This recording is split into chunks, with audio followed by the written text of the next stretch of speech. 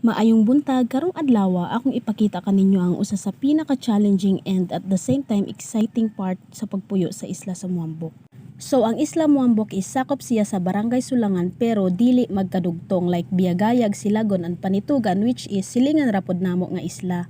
And this is the reason why dili mi makadali-dali og adto sa lungsod sa Bantayan nga naman. Syempre dependent mi sa sitwasyon sa dagat. Kung taob ba or hubas or dili ba kusog ang hangin, dili ba dagko ang balod, so ana daghan kayo tag dapat i-consider. Unlike sa mga nagpuyo sa Bantayan proper, easy ra kayo nila mo adto og lungsod. Pero kami once or twice a week ra mo adto og lungsod maong tingob ang among toyo.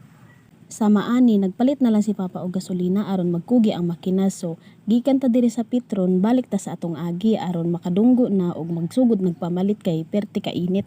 Biliba jud na ako sa kakugi aning akong tiyo oy.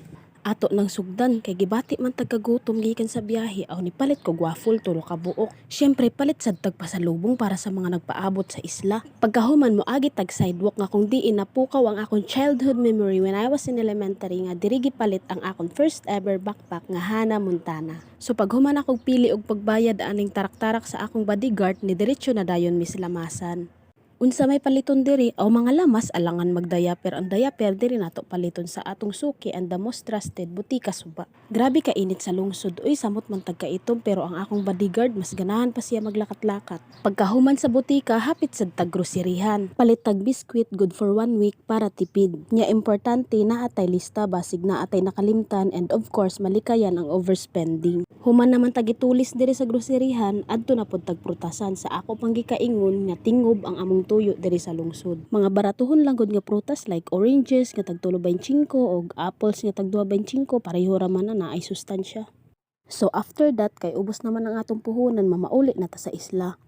Pero before mi ni sakay og pambot nilingkod sa mi sa waiting shed kadali aron makarelax gamay. Ay grabe makalabad sa ulo ang init, di jud matabang ambot na lang.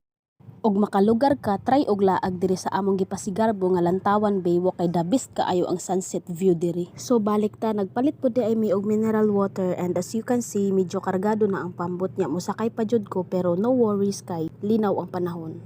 Nya hinay ra man ang padagan, wala man tay gidalian, maabot ra man gihapon. Nya ana lang kinahanglan tuknan kay karaan ang among makina walay reverse. Kani nga dagan it will take 1 hour more or less. So mao to, thank God safe ang among arrival.